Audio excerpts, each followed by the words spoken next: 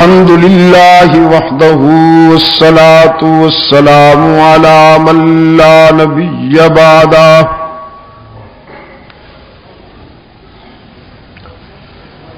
وعلى آله وأصحابه الذين أوفوا عهده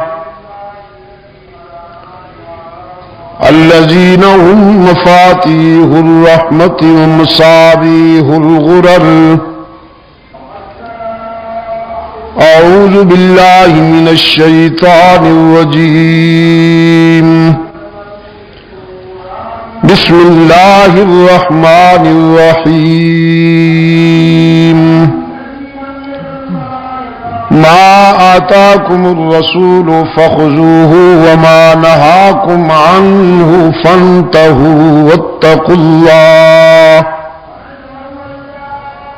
صدق الله مولانا العظيم.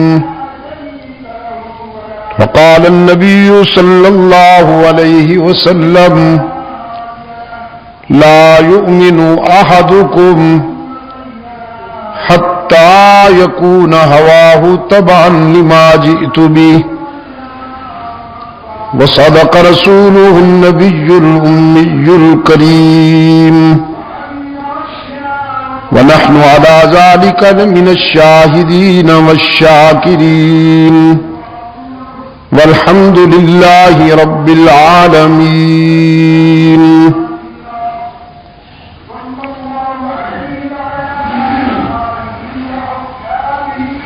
اگر مناسب سمجھے تو یہ دروازے بند کر دیں تاکہ وہ باہر سے آواز ڈسٹرب نہ کرے مجھے. باہر والے دوست دوستوں،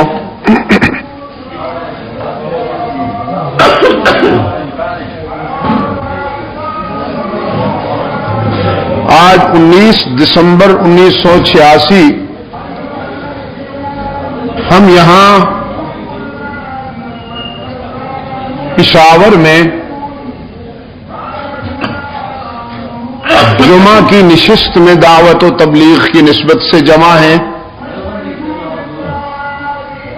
اور اس مختصر سی ملاقات میں میں جو آپ سے گفتگو کروں گا اس کے لیے کتاب اللہ کا وہ حصہ بنیاد ہے جو ابھی ابھی آپ کے سامنے تلاوت کیا گیا. حق تعالی کا ارشاد ہے: جو کچھ تمہیں رسول کے قول و عمل سے ملے اس کو اپنا لو، اور جس بات سے اللہ کا رسول تمہیں روکے اس سے رک جاؤ. یہی ایمان کی روح ہے کہ اطاعت رسول میں تم اپنی ذاتی سوچ کو قربان کر دو.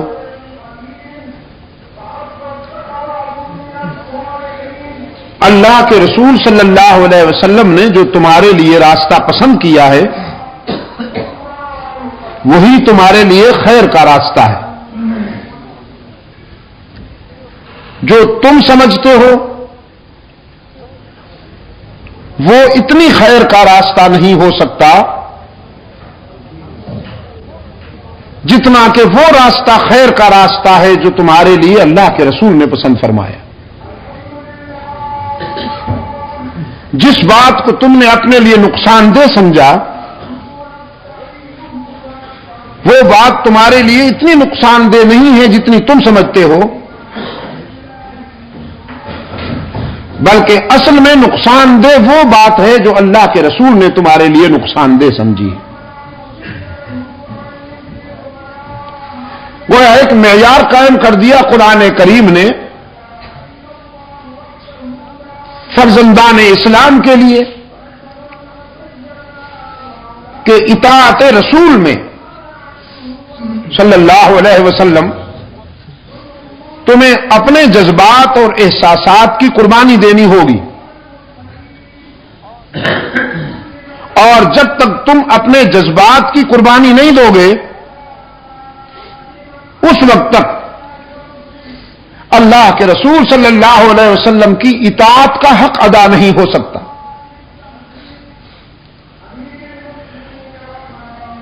سرکار دو عالم صلی اللہ علیہ وسلم کی حدیث بھی میں نے کوٹ کی ہے ابھی،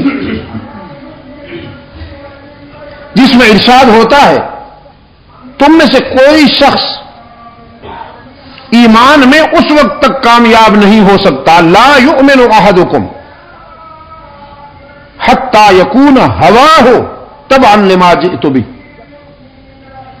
جب تک کہ اس کی خواہشات اور اس کے جذبات میری منشا کے تابع نہ ہو جائیں اس وقت تک تم میں سے کوئی شخص ایمان میں کامل نہیں ہو سکتا.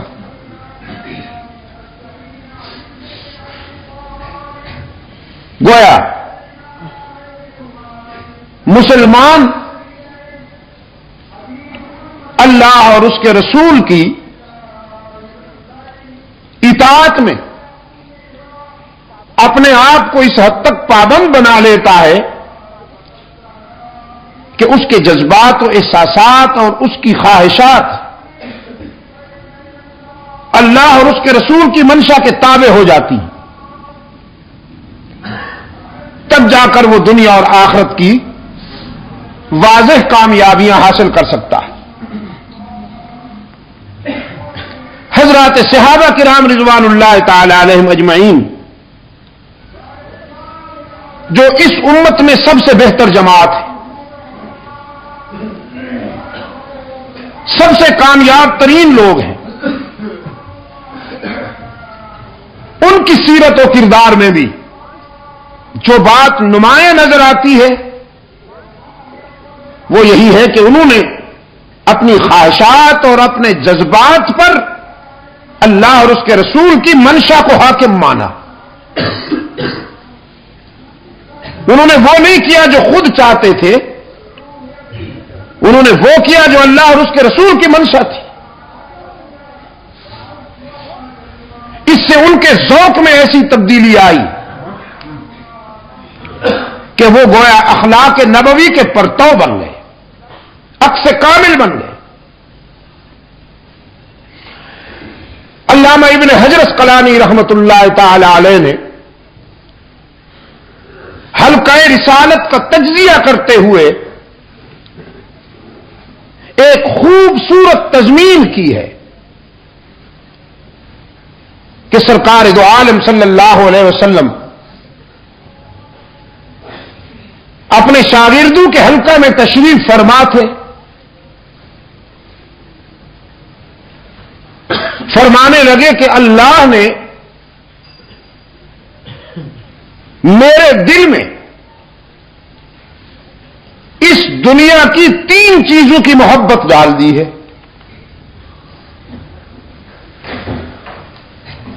3 چیزوں کی محبت اللہ نے میرے دل میں ڈال دی ہے.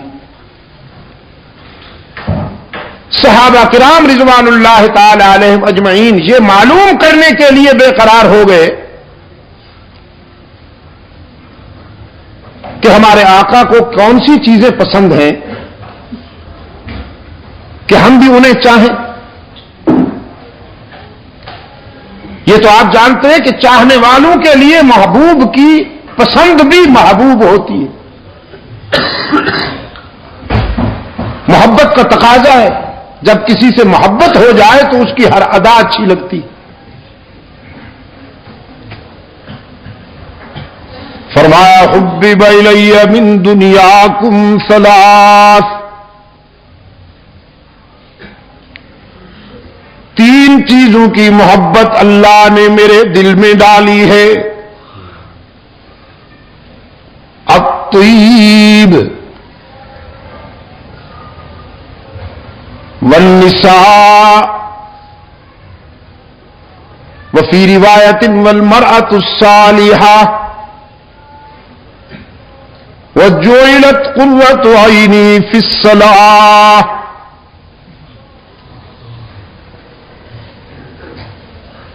اللہ نے خوشبو کو بھی میرے دل میں محبوب بنا دیا ہے،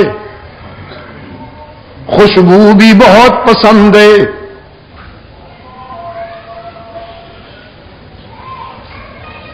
اور پھر یہ پسند اتنی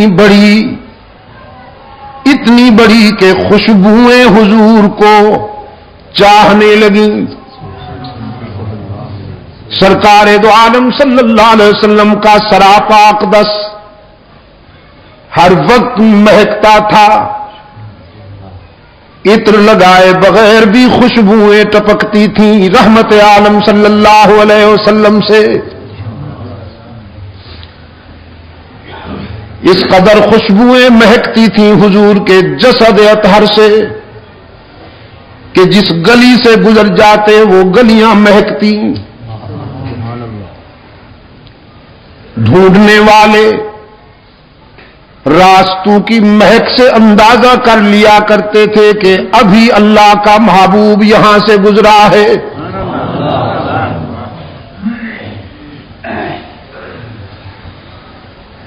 فرمایا نیک رفیقہ حیات بھی مجھے بہت پسند ہے، وہ بیوی جو اللہ کے حق بھی ادا کرے اور خامند سے بھی وفا کا ذوق رکھنے والی ہو، جس کی جبین میں اللہ کے سجدے تڑپتے ہوں اور جس کے جذبات میں خامند سے وفا کے حرارے ہوں، عبادت میں اللہ سے وفا کرے، عفت میں خامند سے وفا کرے، وہ رفیقہ حیات بھی مجھے بہت پسند ہے۔ اور تیسری بات فرمائی نماز تو میری آنکھوں کی ٹھنڈک ہے، میرے دل کا سکون ہے، آنکھوں کا نور ہے اور میرے دل کا سرور ہے نماز۔ سیدہ عائشہ صدیقہ رضی اللہ تعالی عنہا فرماتی ہیں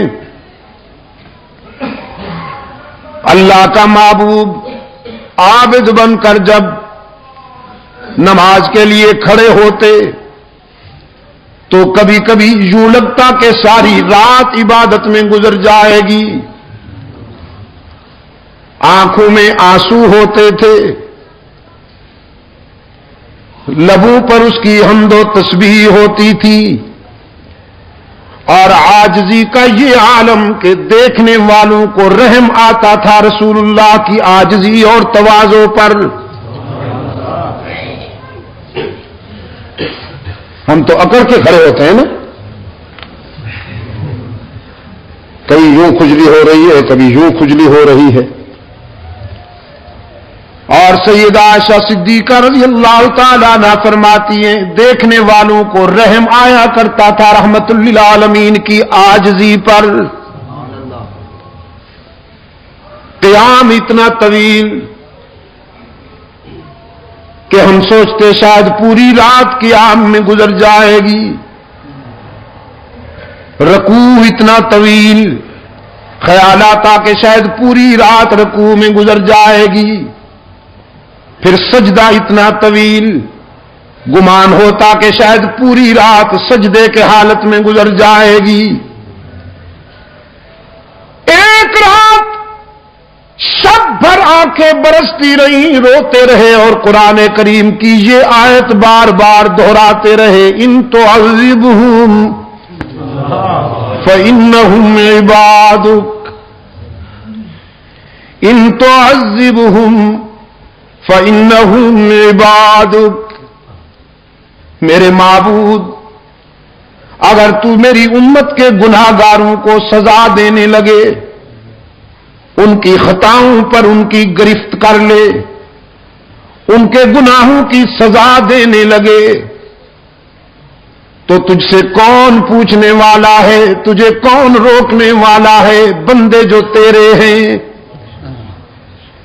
اگر ان کو ان کی خطاؤں پر تو گرفت کر لے تو بھی تجھے روکنے والا کوئی نہیں، وَإِن تَغْفِرْ لَهُمْ، اور اگر میرے آنسو کی لاج رکھتے ہوئے تو انہیں معاف کر دے تو بھی تجھ سے پوچھنے والا کوئی نہیں۔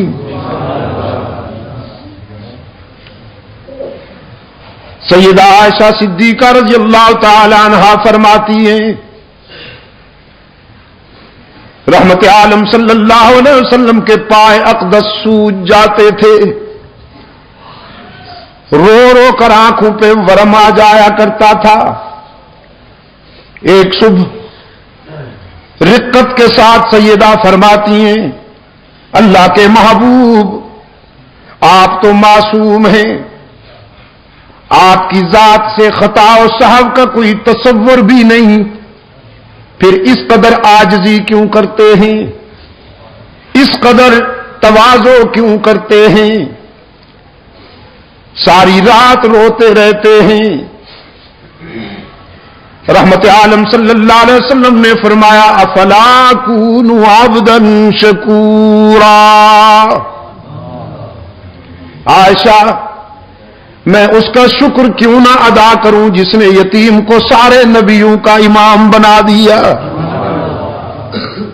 اس نے اپنے لطف و عطا میں کوئی کمی کی ہے کہ میں اس کے شکر میں کمی آنے دوں۔ فرمایا وجعلت قرۃ عینی فی الصلاۃ، نماز تو میرے آنکھوں کی ٹھنڈک ہے۔ فقام ابو بکر، صدیق اکبر رضی اللہ تعالی عنہ کھڑے ہوئے،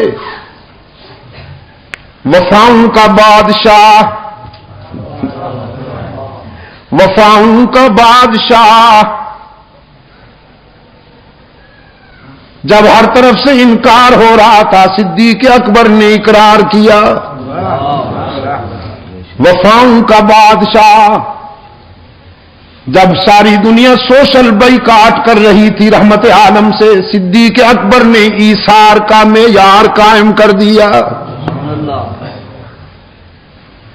جب پتھر پھینکے جا رہے تھے صدیق اکبر نے سینے پہ پتھر کھائے۔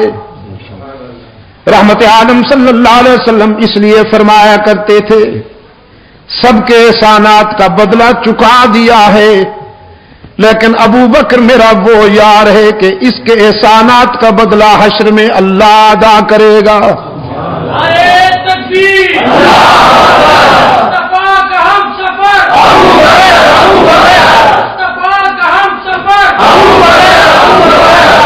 فقام ابو بکر، صدیق اکبر رضی اللہ تعالی عنہ کھڑے ہوئے،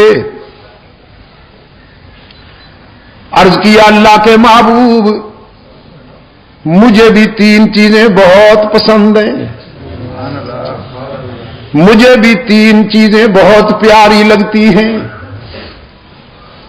فاروق اعظم رضی اللہ تعالی عنہ فرماتے ہیں ہم نے اپنے خیالات میں تین پسندیدہ چیزیں تلاش کرنا شروع کی کہ ابو بکر نے جب حضور کے بعد اپنی پسند کی تین چیزیں بیان کرنی ہیں تو ہم بھی کریں، اور فاروق اعظم فرماتے ہیں میری خواہش تھی کہ پیغمبر کے بعد میری پسند سب سے اعلیٰ ہو، افضل ہو، لیکن صدیق اکبر رضی اللہ تعالیٰ عنہ نے اپنے آقا کے اشارے پر جب تینوں چیزیں بیان کی ہیں تو صحابہ کرام اللہ اکبر کہہ کر مان گئے کہ پیغمبر کے بعد ابو بکر کا مقابلہ کوئی نہیں کر سکتا۔ سرکار دو عالم صلی اللہ علیہ وسلم نے فرمایا ابو بکر بتاؤ تمہیں کیا پسند ہے؟ عرض کیا النظر الی وجہک، آپ کے چہرے کی طرف دیکھتے رہنا دنیا و ما فیہا سے زیادہ پسند ہے۔ اب اس کا مقابلہ کون کرے؟ النظر الی وجہک، محبوب کے چہرے میں کتنی کشش ہوتی ہے یہ کسی چاہنے والے کا دل جانتا ہے، پھر جب محبوب ہو محمد عربی جیسا اور چاہنے والا ہو صدیق اکبر جیسا۔ فرمایا النظر الی وجہک، آپ کے چہرے کی طرف دیکھتے رہنا مجھے دنیا و ما فیہا سے زیادہ پسند ہے. اور پھر اللہ نے بھی کیسا کرم کیا، ابو بکر کے ذوق کی کیسے تسکین کی اللہ نے کہ ہجرت کے سفر میں 3 راتیں غار میں اپنی گود میں سلائے بیٹھے ہیں اللہ کے محبوب کو.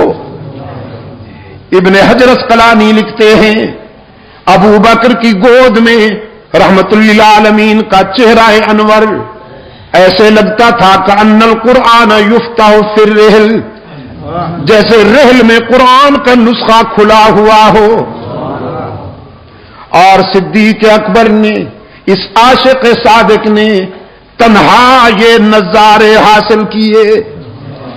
کبھی کبھی کیفیت میں فاروق اعظم صدیق اکبر رضی اللہ تعالیٰ عنہ سے عرض کیا کرتے تھے میری ساری زندگی کا جہاد لے لو، ساری زندگی کی ریاضت لے لو، ساری زندگی کی نوافل لے لو، ساری زندگی کے صدقے لے لو، ساری زندگی کی خیرات لے لو، ساری نیکیاں لے لو، اور ہجرت والی رات میں غار میں جو 3 راتیں جو تو نے اللہ کے محبوب کے ساتھ گزاری ہیں وہ مجھے دے دو. صدیق اکبر فرمایا کرتے تھے ابو بکر یہ تو اللہ کی تقسیم ہے، وہ جسے چاہتا ہے نوازتا ہے. آپ کہتے ہیں اگر ساری کائنات بھی مجھ سے سودا کرنا چاہے، ساری کائنات کہے کہ ابو بکر خوبیاں تو لے لے اور وہ ہمیں دے دے تو میں ہجرت والی رات میں غار کی خلوتوں میں گزری ہوئی 3 راتوں کا ایک لمحہ بھی کسی کو نہ دوں.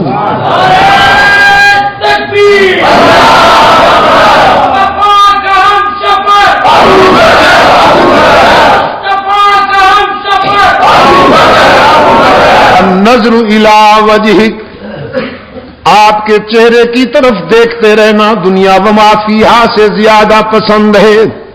وَإِنفَاقُ مَالِي عَلَىٰ أَمْرِكَ، آپ کی منشا پر اپنا سب کچھ قربان کر دینا بھی بہت پسند ہے. میرے آقا جب آپ چاہیں تو گھر میں سوئی بھی نہ رہنے دوں، جب آپ کے دین کو ضرورت پڑے تو اپنے گھر کے برتن بھی لٹا دوں، اپنا لباس بھی حاضر کر دوں. وَإِنفَاقُ مَالِي عَلَىٰ أَمْرِكَ، آپ کے حکم پر، آپ کی منشا پر اپنا سب کچھ لٹا دینا بھی بہت پسند ہے. وَأَن يَكُونَ بِنْتِي فِي بَيْتِكَ، اور میری بیٹی کا آپ کی رفیقہ حیات بن کر رہنا بھی مجھے بہت پسند ہے. مجھے آپ کا سسر کہا جائے، آپ کو میرا داماد کہا جائے، یہ نسبتیں اور قسمتیں بھی بہت پسند ہیں. بازی تو جیت لی، ہاں پہلا نمبر تو لے لیا صدیق اکبر نے. فقام عمر بن الخطاب رضی اللہ تعالی عنہما فقال صدقت یا ابا بکر وحبب الی من الدنیا ثلاث. فاروق اعظم نے کھڑے ہو کے کہا ابو بکر تو نے سچ کہا. پھر اپنے قائد کی طرف دیکھتے ہوئے عرض کیا اللہ کے محبوب 3 چیزیں مجھے بھی بہت پیاری لگتی ہیں. رحمت عالم صلی اللہ علیہ وسلم نے فرمایا عمر بیان کرو تمہیں کون سی 3 چیزیں پسند ہیں. فاروق اعظم نے عرض کیا الامر بالمعروف والنہی عن المنکر والثوب الخلق. یہ آپ کو اولیاء کرام کی نشانیاں بتا رہا ہوں کہ اولیاء کرام کیسے ہوتے ہیں. فاروق اعظم نے عرض کیا اللہ کے محبوب نیکیوں کی اشاعت کرنا بہت پسند ہے، معروفات کی اشاعت کرنا بہت پسند ہے، اور برائیوں کا خاتمہ کرنا مجھے بہت پسند ہے. امر بالمعروف نہی عن المنکر بہت پسند ہے. اور تیسری بات عرض کی پھٹا پرانا لباس پہننا بھی بہت پسند ہے۔ پشاور کے روشن ضمیروں، رحمت عالم صلی اللہ علیہ وسلم کی تعلیم و تربیت کے نتیجے میں جو انسان تیار ہوئے،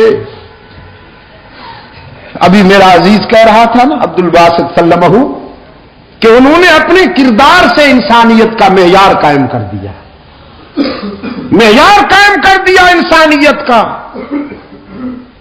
کہ جو سنا اس پر عمل کر کے دکھایا، جو کہا اس پر عمل کر کے دکھایا۔ حضرت زید رضی اللہ تعالیٰ عنہ فرماتے ہیں فاروق اعظم کے نام کی جلالت عرب و عجم تک محسوس کی جا رہی تھی، باطل لرزتا تھا ایوانوں میں فاروق کا نام سن کر، قیصر و کسریٰ کا جنازہ اٹھ گیا تھا، اس جلیل القدر کے کردار کی، جلیل القدر انقلابی انسان کے کردار کی دھمک نے باطل کا منہ کالا کر دیا تھا۔ خط لکھتے ہیں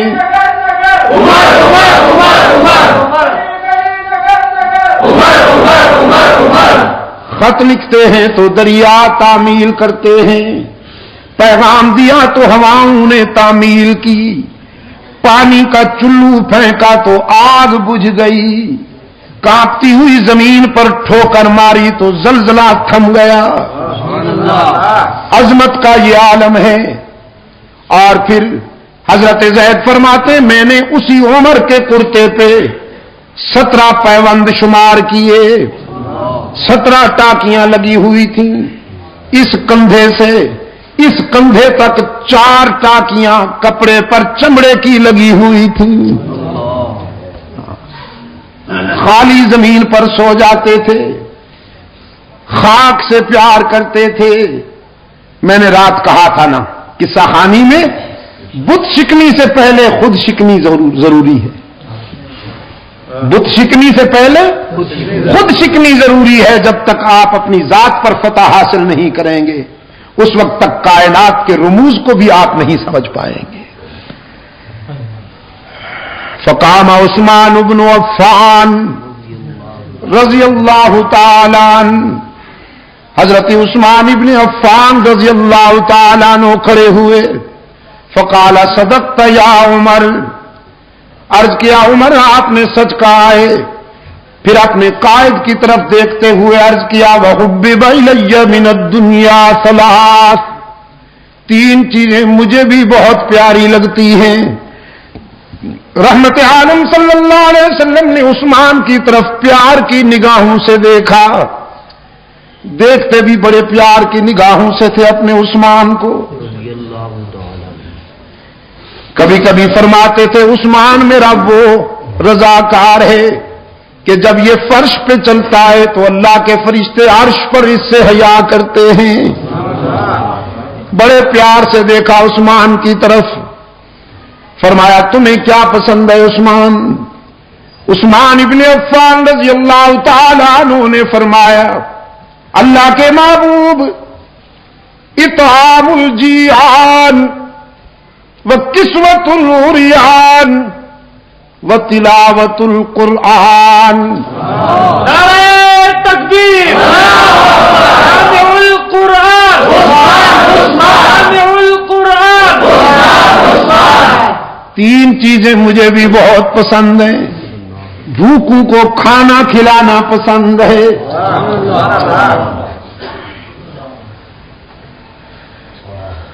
نادار اور کمزور لوگوں کو نیا لباس پہنانا پسند ہے، اور یہ وہ خوبیاں ہیں عثمان کی کہ زمانہ اسلام سے پہلے بھی عثمان کے دسترخوان پر بے شمار بھوکے کھانا کھاتے تھے، تلاش کرتے تھے کوئی نادار مل جائے، کوئی غریب الحال مل جائے کہ اس کے آنسو اپنے دامن میں لے لوں اور اپنی خوشیاں اس کے دامن میں ڈال دوں۔ اس وجہ سے عثمان ابن عفان کی مقبولیت کا یہ عالم تھا کہ زمانہ اسلام سے پہلے بھی عورتیں جب اپنے بچوں کو سلاتی تھیں، لوریاں دیتی تھیں، تو اپنے بچوں سے کہتی تھی سو جا میرے لال، میں تجھ سے اس طرح پیار کرتی ہوں جیسے قریش عثمان ابن عفان سے پیار کرتے ہیں۔ فرمایا اطعام الجیعان، بھوکوں کو کھانا کھلانا پسند ہے۔ یہ میں آپ کو اس لیے نہیں سنا رہا میرے عزیز دوستوں کہ آپ سنیں اور مزے لے لیں اور بس پھر بھول جائیں، میں اس لیے آپ کے دلوں میں یہ سچائیاں اتار رہا ہوں کہ اللہ آپ میں بھی یہ اخلاقی خوبیاں پیدا کریں۔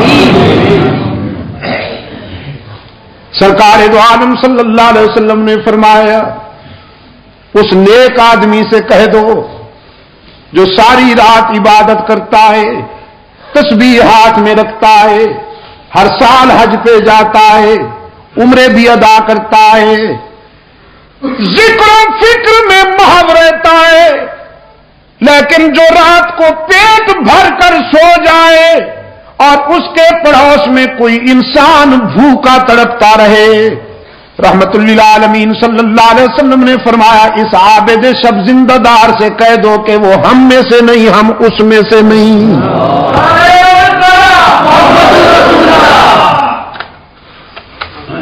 بھوکوں کو کھانا کھلانا پسند ہے، نادار لوگوں کو کپڑے پہنانا پسند ہے، اور ڈوب کر قرآن کی تلاوت کرنا بھی بہت پسند ہے۔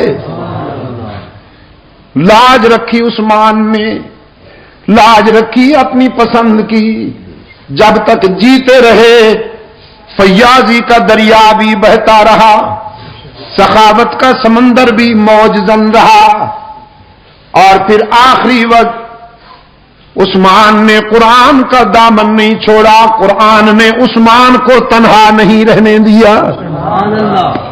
شہداء کی صف میں صرف عثمان منفرد مظلوم ہے کہ جس نے قرآن کے دامن میں آخری سانس لیے۔ 40 دنوں کے محاصرے میں جب سبائی ایجنٹ یہودی گنڈے جو کہلاتے تو اپنے آپ کو اسلامی تھے کہ ہم جماعت اسلامی ہیں، کہلاتے تو اپنے آپ کو اسلامی تھے، قرآن بھی ان کے ہاتھ میں تھے، داڑیاں بھی تھیں، لیکن عثمان کو خائن کہتے تھے، عثمان کو اقربا پرور کہتے تھے، عثمان پر الزام تراشیاں کرتے تھے۔ ان سیاسی گنڈوں نے حضرت عثمان کے گھر کا محاصرہ کیا، 40 دن تک عثمان پر آب و دانہ بند رکھا، پھر 40 دنوں کے بعد عثمان مظلوم پر یلغار کی۔ حضرت علی رضی اللہ تعالی عنہ حضرت عثمان کے پاس آتے ہیں، کہتے ہیں عثمان اب آپ کی مظلومیت برداشت نہیں، آپ امیر المومنین ہیں، ہم آپ کی حکم عدولی بھی نہیں کر سکتے، آپ ہمیں اجازت دیجئے کہ ہم ان غنڈوں کو ٹھکانے لگا دیں، یہ مٹھی بر شرپسند ہیں، تخریب کار ہیں، اجازت دیجئے۔ عثمان سب کچھ سننے کے بعد فرماتے ہیں علی میرا ضمیر گوارا نہیں کرتا کہ میری وجہ سے خون ریزی ہو اور مدینے کی گلیاں انسان کے خون سے سرخ ہو جائیں۔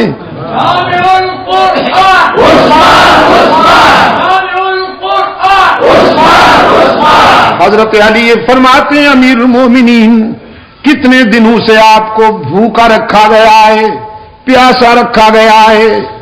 عثمان فرماتے ہیں علی بھائی آج تو پیاسا نہیں ہوں، آج تو سارے دکھ دور ہو گئے، آپ کے آنے سے کچھ دیر پہلے غنودگی کی کیفیت تھی، بے خودی کا عالم تھا، خواب میں رحمت للعالمین مسکراتے ہوئے ملے۔ رحمت عالم صلی اللہ علیہ وسلم نے فرمایا عثمان 2 راستے ہیں، ان میں سے ایک چن لو، ایک راستہ یہ ہے کہ اپنے دشمنوں کے لیے بد دعا کرو وہ ہلاک ہو جائیں، زمین پھٹے گی اور غرق ہو جائیں، اور دوسرا راستہ ہے صبر والا، دوسرا راستہ ہے صبر والا، پہلا راستہ ہے جذبات والا اور دوسرا راستہ ہے صبر والا۔ تو اگر صبر کرو، روزہ رکھا ہوا ہے آپ نے، افطاری ہمارے ہاں عالم برزخ میں آ کے کرنا۔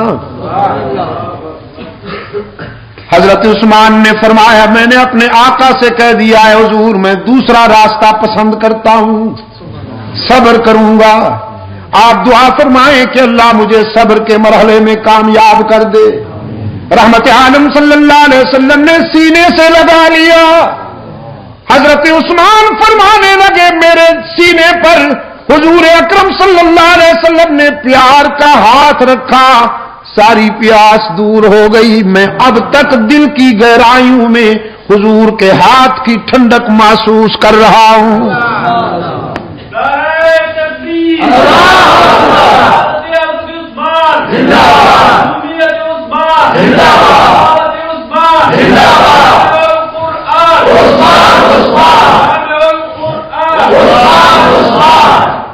اور فرمانے لگے علی میرے آقا نے فرما دیا ہے کہ آج افطاری حضور کے دسترخوان پہ ہونے والی ہے، نظام کائنات درہم برہم ہو سکتا ہے، میرے آقا کا اشارہ غلط نہیں ہو سکتا۔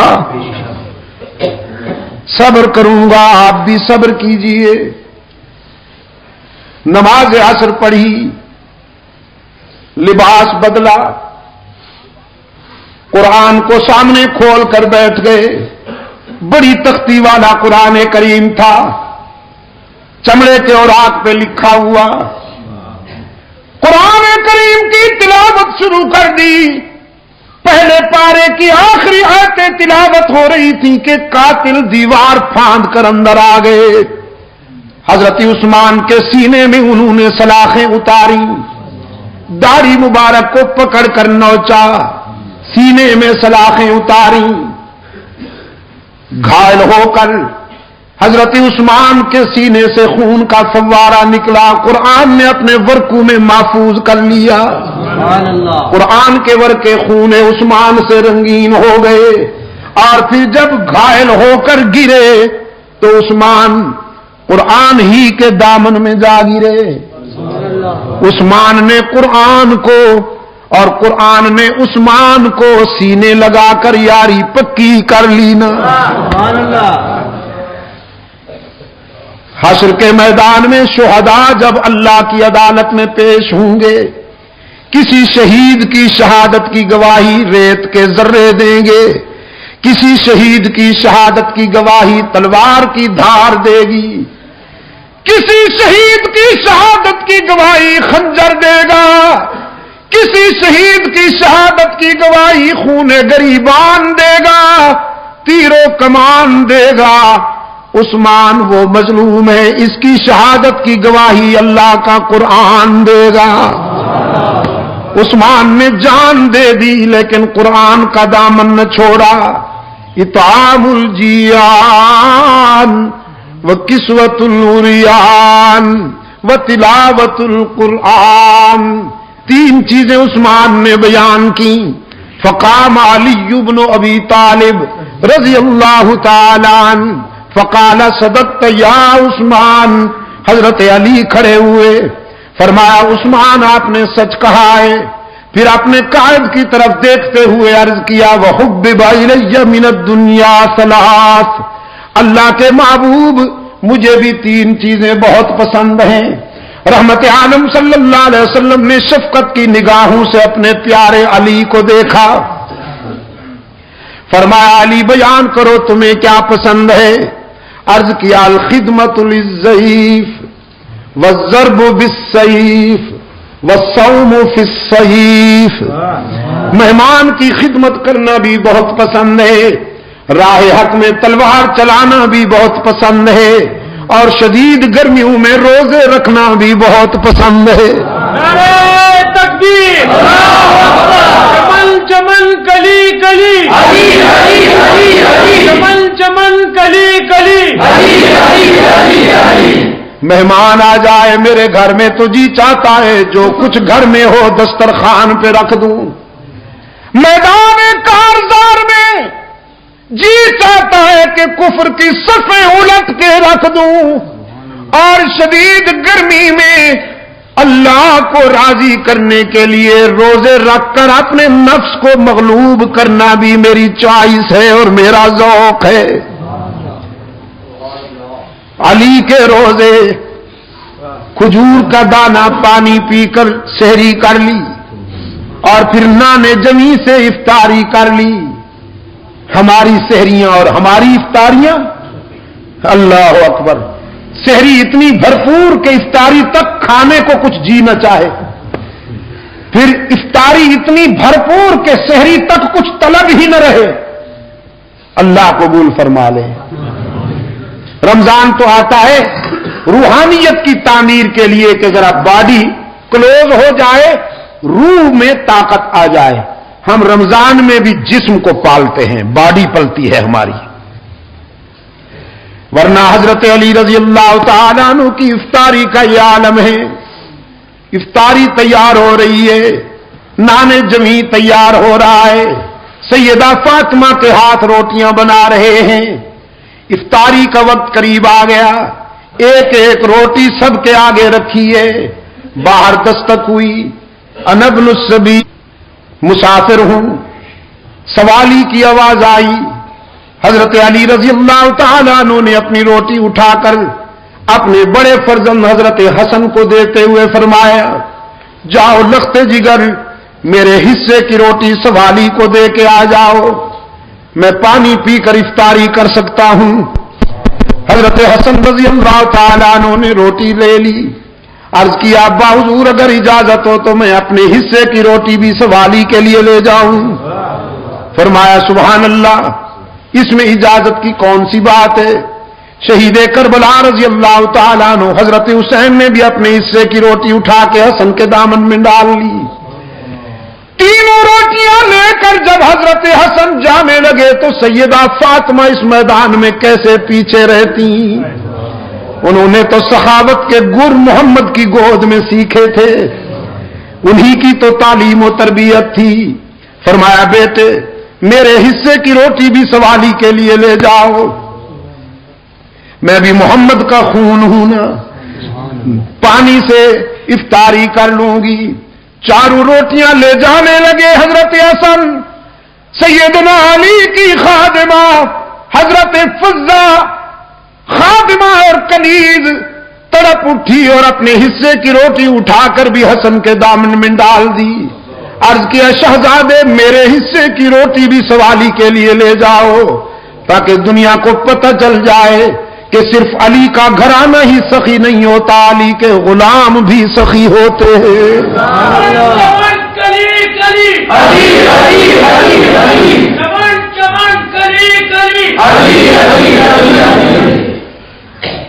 فرمایا تین چیزیں مجھے بھی پسند ہیں، مہمان کی خدمت کرنا بہت پسند ہے، راہ حق میں شمشیر چلانا بھی بہت پسند ہے، اور گرمی میں روزے رکھنا بھی بہت پسند ہے۔ ابن حجر اسقلانی لکھتے ہیں فبیناہم اذ جاء جبرائیل، یہ باتیں ہو رہی تھیں کہ جبرائیل امین آ گئے۔ فقال ارسلنا اللہ تعالی لما سمع مقالتکم، اللہ کے محبوب یہ مذاکرہ فرش پہ ہو رہا تھا، اللہ نے مجھے عرش سے بھیجا ہے کہ میں بھی اس مذاکرے میں شامل ہو جاؤں۔ تین چیزیں اپنی بھی بیان کرنے آیا ہوں اور تین چیزیں اللہ کی پسند کی بھی بیان کرنے آیا ہوں۔ فرمایا ان کنت من اہل الدنیا، اگر میں دنیا والوں میں سے ہوتا تو پھر سنیے تین چیزیں میری بھی پسند کی ہیں۔ ارشاد الضالین، گم کردہ راہوں کو سیدھے راہ پہ ڈالنا پسند ہے، جن سے راستہ کھو جائے انہیں صراط مستقیم پر لگانا پسند ہے۔ ومعاونۃ اہل عیال الموسرین، ارشاد الظالین ومعاملۃ اہل عیال الموسرین والحب للغرباء القانتین. تین چیزیں بہت پسند ہیں: گمراہوں کو راہ راست پہ لگانا، اور ان غریبوں سے دوستی کرنا جن کی جیب تو خالی ہو لیکن ضمیر محفوظ ہو. کمال تشنگی میں بھی جگر کا خون پی لیں پر کسی کے سامنے دستے طلب دراز نہ کریں. یہ عسرت اور یسرت. عزیز دوستو، غربت اور ثروت دونوں آزمائشیں ہیں. کبھی حق تعالی جیب بھر کے امتحان لیتے ہیں، کبھی خالی کر کے امتحان لیتے ہیں، کبھی سب کچھ دے دیتے ہیں یہ دیکھنے کے لیے کہ یہ اکڑتا ہے، میری دی ہوئی نعمتوں پر شکر کرتا ہے یا اکڑتا ہے. اپنے بندوں کا امتحان لیتے ہیں، جیب بھر دیتے ہیں، اور کبھی جیب خالی کر لیتے ہیں یہ دیکھنے کے لیے کہ مجھ سے مانگتا ہے یا لوگوں کے دروازوں پہ گداگر بن کے جاتا ہے. کامیاب ہونے والے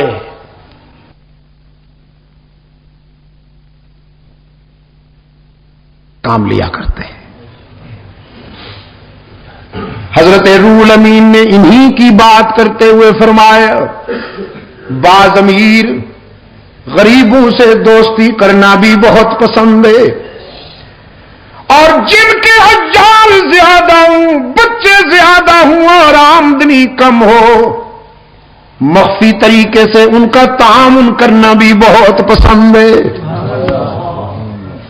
مخفی طریقے سے، تاکہ ان کی عزت نفس مجروح نہ ہو. وہ رات کو سو جائیں، میں ان کے گھر میں غلے کی بوریاں ڈال آؤں، صبح یہ بھی پتہ نہ چلے کہ کون ڈال گیا تھا. کیونکہ کوئی عزت نفس والا، کوئی خوددار انسان کیوں کسی سے لے؟ کیا کہا اقبال نے کہ منعم کو گدا کے ڈر سے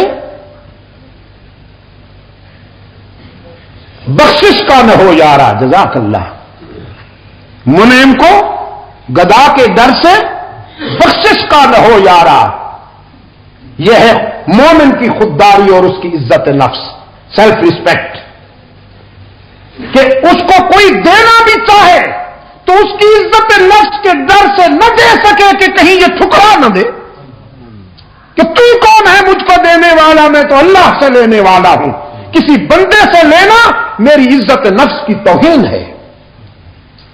کہ منعم کو گدا کے ڈر سے بخشش کا نہ ہو یارا. ان لوگوں کا تعاون کرنا پسند ہے. تین چیزیں روح الامین نے بیان کی. اب صحابہ کرام بھی رحمت للعالمین بھی صلی اللہ علیہ وسلم یہ سننے کے لیے بے قرار تھے کہ ہمارے رب کو کیا پسند ہے. حضرت روح الامین نے عرض کیا اپنے بندوں کی طرف سے تین چیزیں اللہ کو بھی بہت پسند ہیں: بذل الاستطاعة والصبر عند الفاقة والبكاء عند الندامة. جب کوئی جوان اپنی جوانی اور اپنا شباب اللہ کے راستے میں خرچ کرتا ہے تو وہ بھی اللہ کا محبوب بن جاتا ہے. اسے بھی اللہ بہت پیار کرتے ہیں. غزوہ احد میں سرکار دو عالم صلی اللہ علیہ وسلم کے قریب ایک من چلا سا نوجوان آیا. ہاتھوں میں اس کے کھجور کا خوشہ تھا، تازہ کھجوروں کا خوشہ تھا. عرض کیا اللہ کے محبوب، یہ میری چمکتی ہوئی رانا جوانی اگر میں اسے قربان کر دوں، ٹکرا جاؤں اللہ کے دشمنوں سے، تو کیا ملے گا؟ رحمت عالم صلی اللہ علیہ وسلم نے فرمایا اللہ کی خوشنودی اور اس کی مسکراہٹ ملے گی۔ وہ نوجوان کہنے لگا اچھا اللہ کی مسکراہٹ ملے گی، خوشا پھینکا اور آستینے چڑھا کر تلوار لے کر نعرے تکبیر لگا کر ایسے گھس گئے کفار کی صفوں میں جیسے بادلوں میں چاند گھس جاتا ہے۔ سرکار دو عالم صلی اللہ علیہ وسلم نے وہ منظر بڑی شفقت کے ساتھ دیکھا، بڑی گہری توجہ کے ساتھ دیکھا کہ کفار کے پاؤں اکھڑ گئے، وہ جگر جاتا تھا، لاشوں کے انبار لگاتا جاتا تھا، اور پھر زخم کھاتا ہوا آگے بڑھتا چلا گیا۔ کسی نے پوچھا نوجوان کہاں جاتے ہو؟ وہ نوجوان پلٹ کے دیکھتا ہے، چہرے پہ مسکراہٹ ہے، خون بھی ہے اور چہرے پہ مسکراہٹ ہے۔ کہنے لگا کیوں روکتے ہو؟ احد کے دامن میں جنت کی خوشبو آ رہی ہے، وہیں جانا چاہتا ہوں۔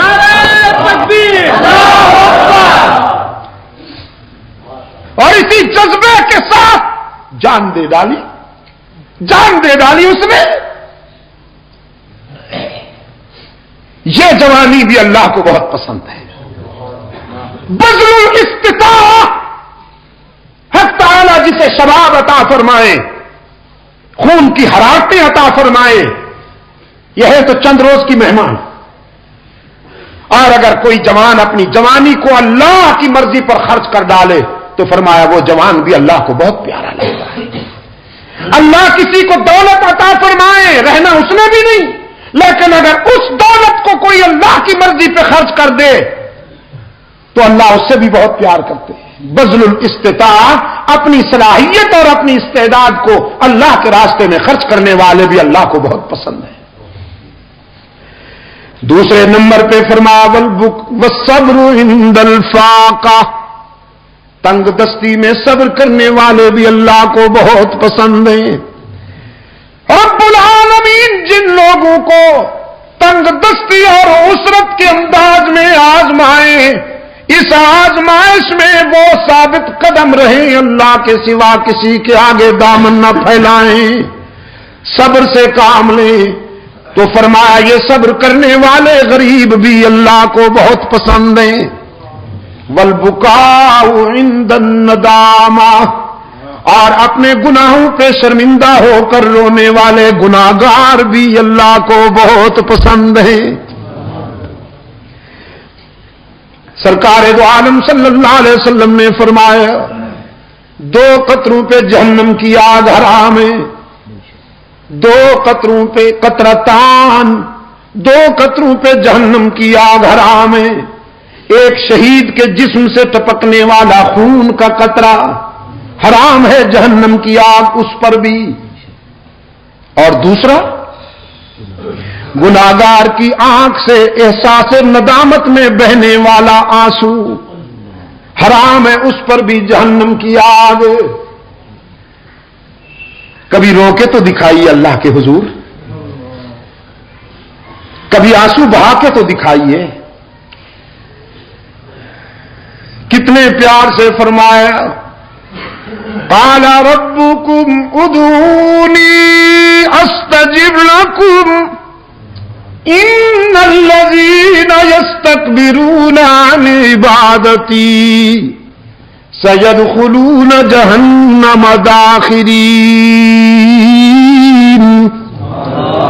میرے بندوں کو کہہ دیجئے میرے محبوب، اللہ کی رحمت تمہاری پکار کا انتظار کرتی ہے، کبھی اس کو پکارو تو صحیح، اپنی زندگی کی ساری خطائیں جمع کر کے لے جاؤ، وہ تمہاری خطاؤں کا تمہیں تانا بھی نہیں دے گا، معاف کر دے گا۔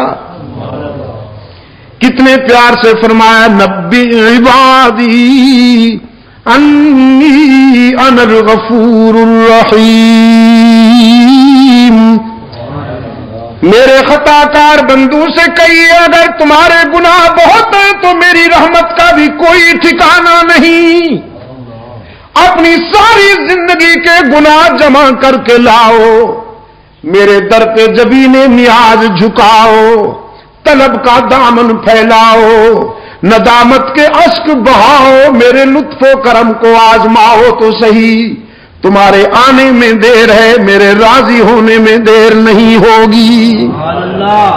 پشاور والو باقی جہاں جاؤ گے لوٹے جاؤ گے، یاد کرنا باقی جہاں جاؤ گے لوٹے جاؤ گے۔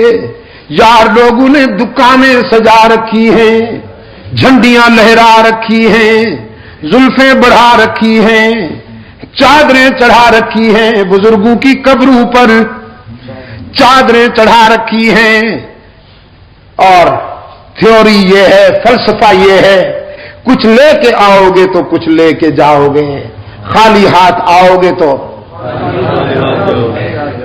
خالی ہاتھ جاؤ گے۔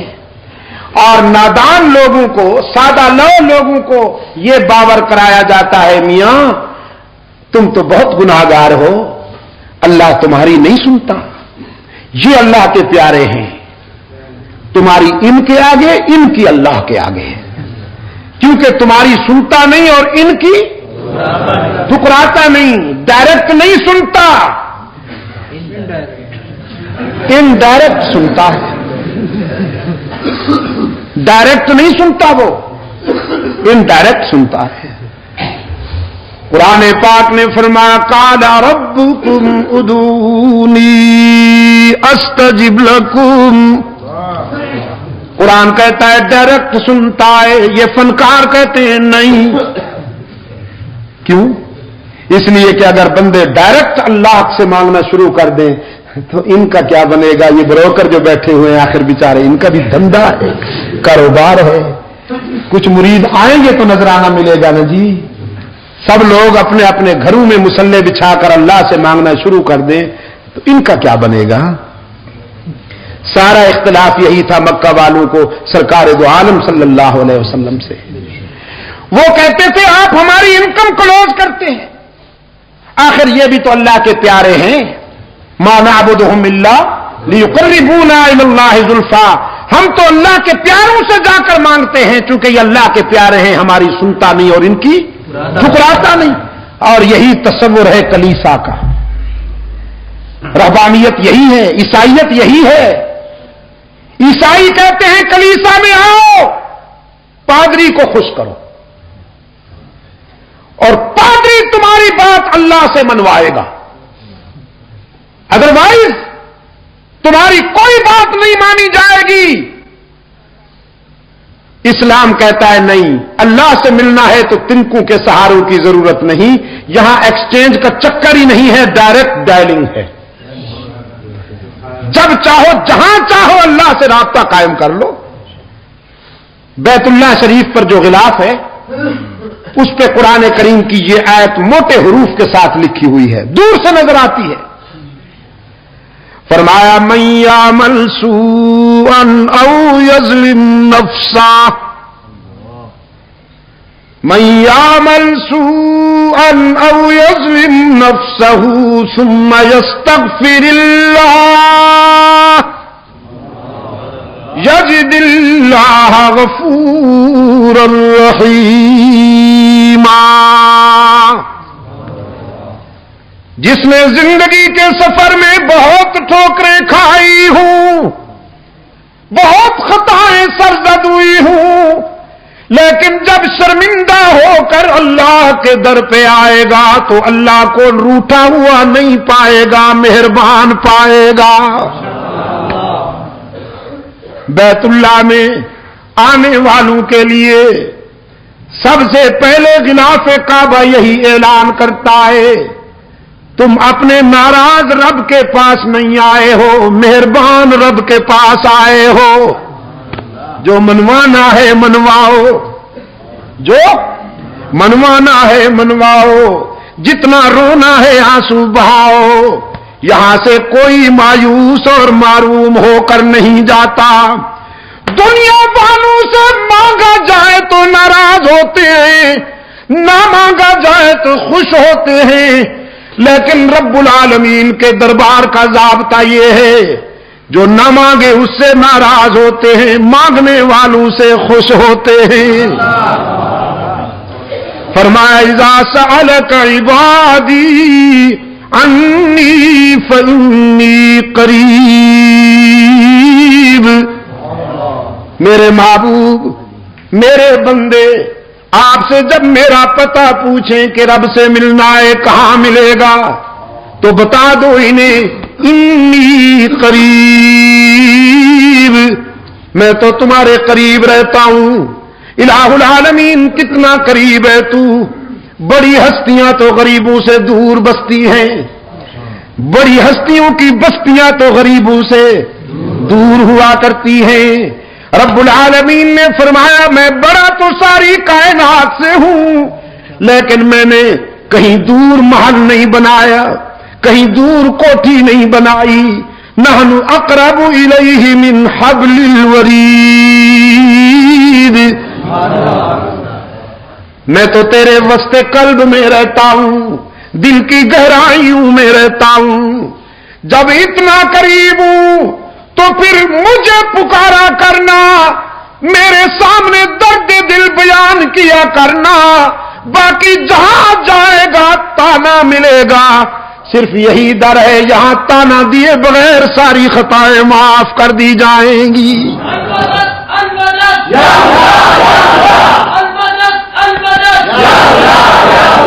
حدیث قدسی ہے، سرکار دو عالم صلی اللہ علیہ وسلم نے فرمایا ہے، میرا رب کہتا ہے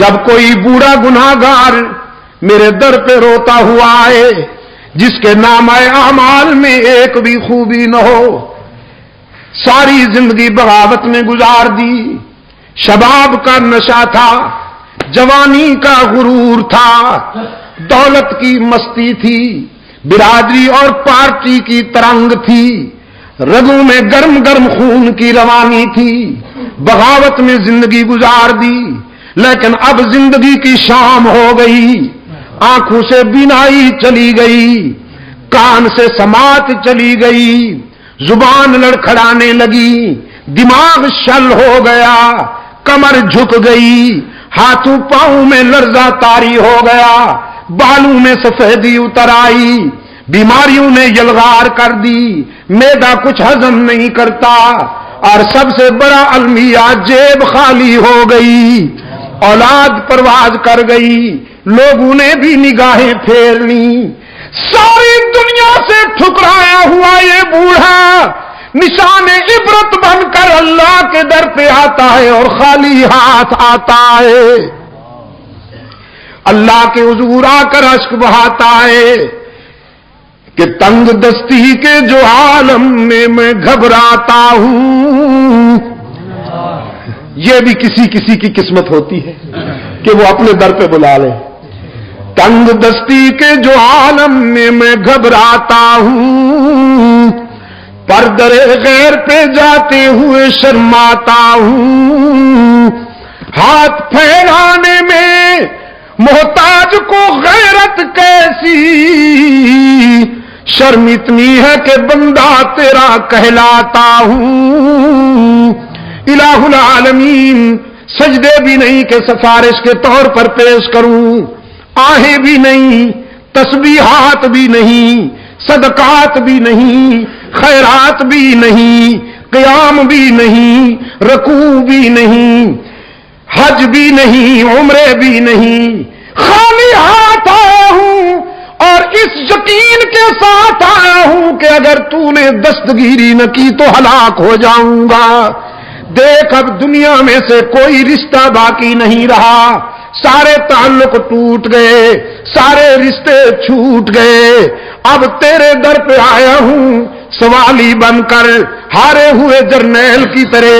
رب العالمین نے فرمایا میرے پیغمبر بہت اچھی طرح جانتا ہوں اسے، اس کی زندگی کی کتاب کا ایک ایک ورق میرے سامنے کھلا ہوا ہے، اس کی بغاوتیں بھی میرے سامنے ہیں، اس کا اکڑنا بھی میرے سامنے ہے، اس کی خطائیں بھی میرے سامنے ہیں، لیکن آج میں اسے مایوس نہیں کرتا، میری رحمت گوارا نہیں کرتی کہ اسے ٹھکرا دوں، دھتکار دوں، کہ مجھے اس کے سفید بالوں سے حیا آ جاتی ہے۔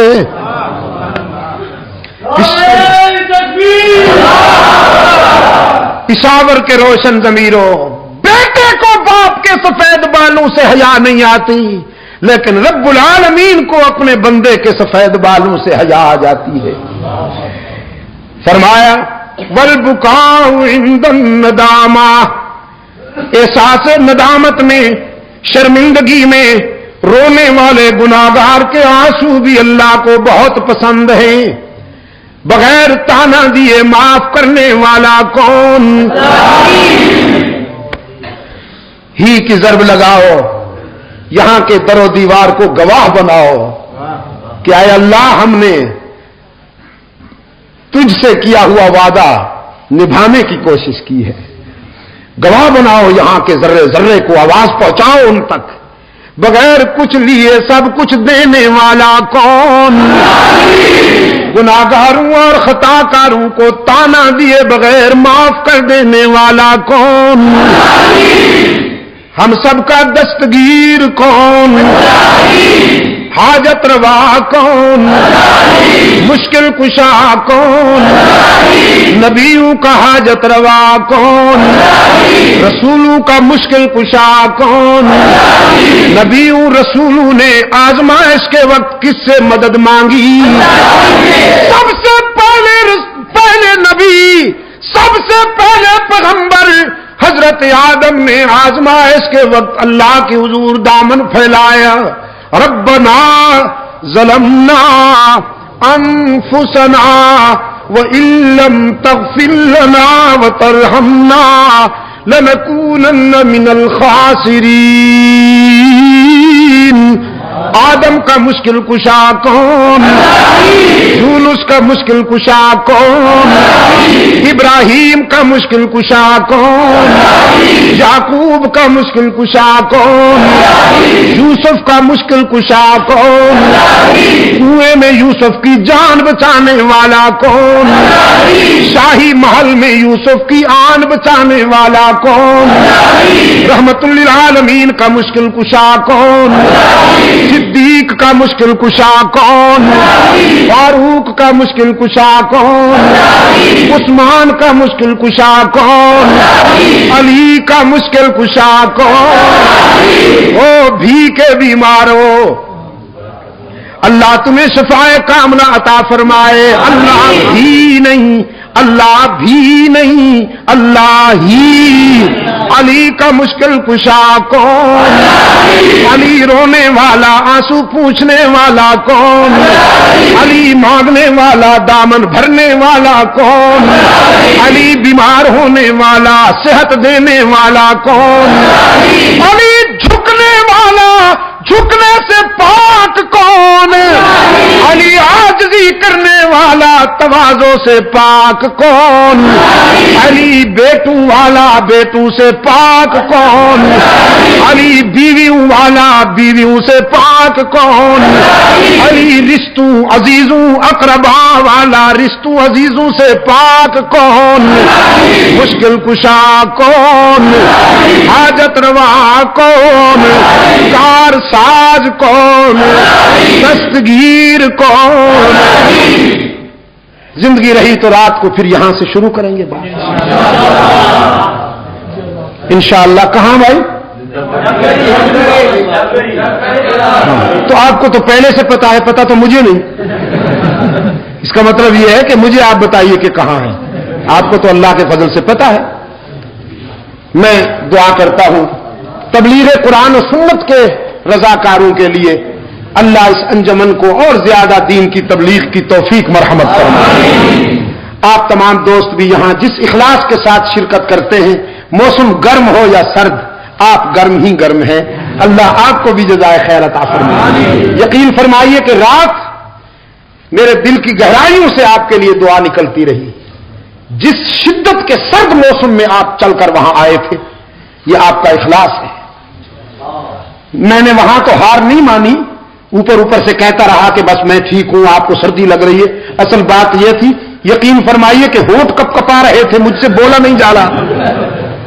یہ تو میں اوپر سے روب جما رہا تھا کہ تم سردی میں سکڑے بیٹھے ہو. سردی جتنی مجھے رات محسوس ہوئی اللہ جانتا ہے، لیکن آپ جس اخلاص اور حدت جذبات کے ساتھ تشریف لاتے ہیں، اللہ کا قرآن اور رحمت عالم صلی اللہ علیہ وسلم کی شان اور فرمان سننے کے لیے، صحابہ و اہل بیت عظام اور اولیاء کرام کی عقیدت و محبت کے جذبے سے آپ تشریف لاتے ہیں. اللہ آپ کی دنیا اور آخرت کو کامیاب بنائے.